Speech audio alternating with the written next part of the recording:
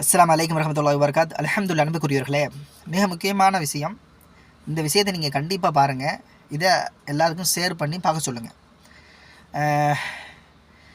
அதுக்கு முன்னாடி ஒரு விஷயத்தை சொல்லிவிட்டு இந்த முக்கியமான விஷயம் சொல்ல வரேன். சரிங்களா? என்ன விஷயம் அப்படின்னா, இப்போ இந்தியா பாய் சண்டை போடுது. இந்த விஷயத்தை நான் கண்டிக்கிறேன். 2 நாடுகளும் தயவு கூர்ந்து அமைதி நிலைக்கு திரும்புங்க. நீங்கள் சண்டை போடுவது எந்த பயனும் கிடையாது. அதனால் 2 நாட்டுக்கும் இழப்பு தான் தவிர எந்த 2 நாடுகளிலும் வளர்ச்சி என்பது கிடையாது. விளங்கிக்கங்க. ஏனென்றால் நீங்கள் 2 பேருமே முதல்ல பாரதம் என்ற மிகப்பெரிய ஒரு நாட்டுக்காக, விடுதலைக்காக போராடியவர்கள், ரத்தம் சிந்தியவர்கள், உயிர் நீத்தவர்கள், பொருள் செலவழித்தவர்கள். ஆகவே இன்றைக்கி சண்டை பிரிஞ்சு நாடாக இருக்கிறீங்க. அல்ஹம்துலில்லாஹ். ஆனால் சண்டையிட்டுக் கொள்வது ஏற்புடையதல்ல. நீங்கள்லாம் சகோதரர்கள் என்பதை முதல்ல விளங்கிக்கிங்க.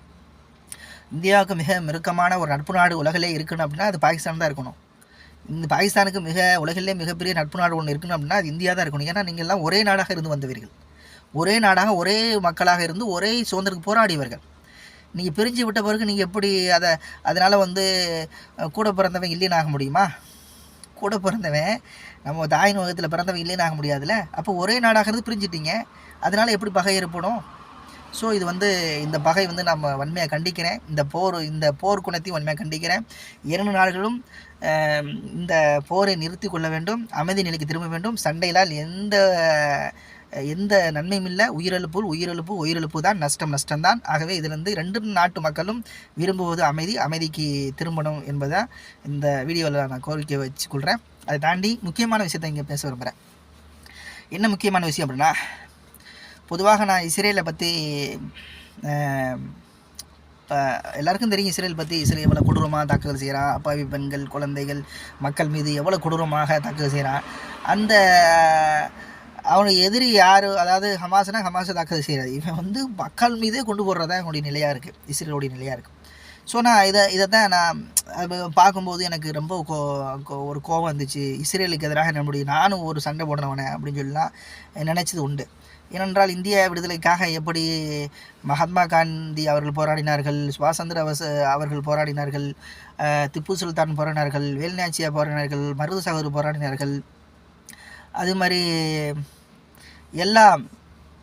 இப்படி எல்லாருமே என்ன செய்கிறாங்க, விடுதலைக்காக போராடியார்கள். அது மாதிரி தான் நாம் என்ன செய்யணும், பாலஸ்தீனுக்காக நம்ம போராடணும். அவங்களுக்கு எதிராக இஸ்ரேலுக்கு எதிராக நான் போராடணும். பாலஸ்தீனுக்கு மக்களுக்கு ஆதரவாக இஸ்ரேலுக்கு எதிராக நான் போராடணும் என்ற ஒரு எண்ணம் நமக்குள்ளே இருந்துச்சு. சரி, அதை நம்ம என்ன செய்ய முடியும்? என்ன தான் செய்ய முடியும்? அதுக்கு நமக்கு சூழல் இல்லை. இப்போ இந்தியா போச்சுன்னா நம்ம இந்தியாவோட சேர்ந்து போகலாம். சரிங்களா? உலக நாடு ஏதாச்சும் ஒரு நாடுகள் போகலாம். அப்போ அதுக்கான சூழல் இல்லை. சரி, அது ஒரு பக்கம் இருக்கட்டும். அந்த ஒரு எண்ணம் நமக்குள்ள குமுறல் எப்போது இருந்துச்சு.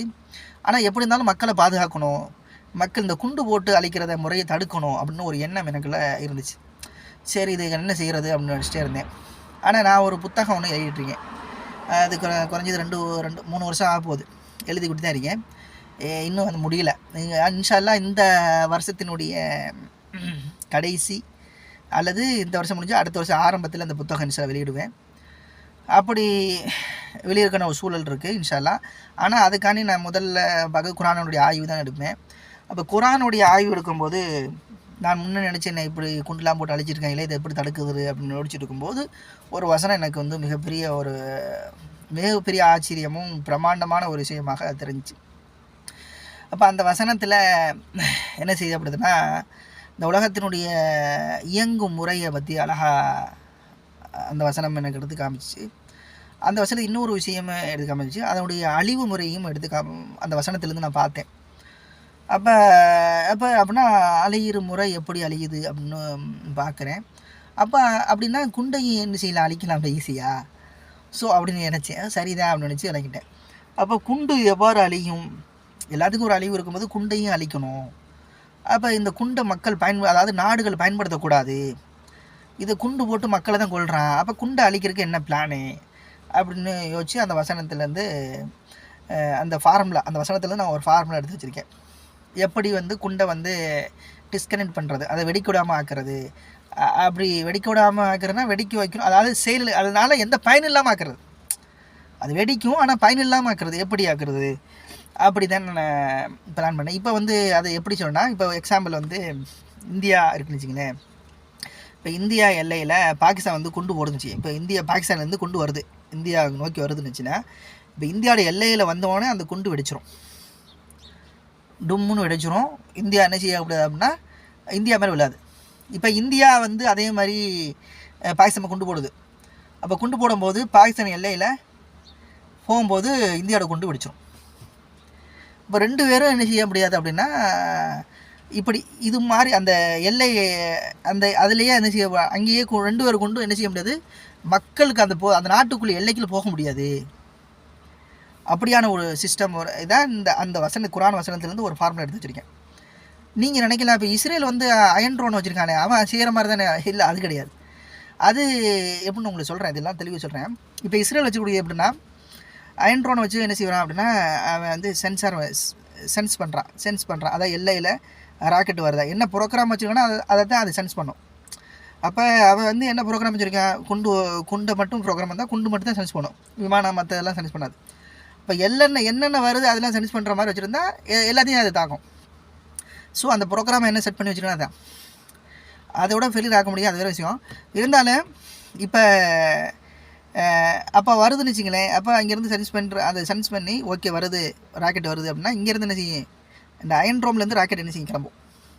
அப்போ அயன் ட்ரோம்லேருந்து போகிற ராக்கெட்டை அதை போய் டச் பண்ணி வெடிக்க வைக்கும். ஸோ 2 பேத்துக்கும் குண்டு தேவைப்படுது. ஆனாலும் இதில் வந்து என்ன செய்ய முடியும் அப்படின்னா இப்போ அயன் ட்ரோம்லோட அதிகமாக ராக்கெட் வந்துச்சுன்னா அயன் ட்ரோம்னால் என்ன செய்ய கண்ட்ரோல் பண்ண முடியாது,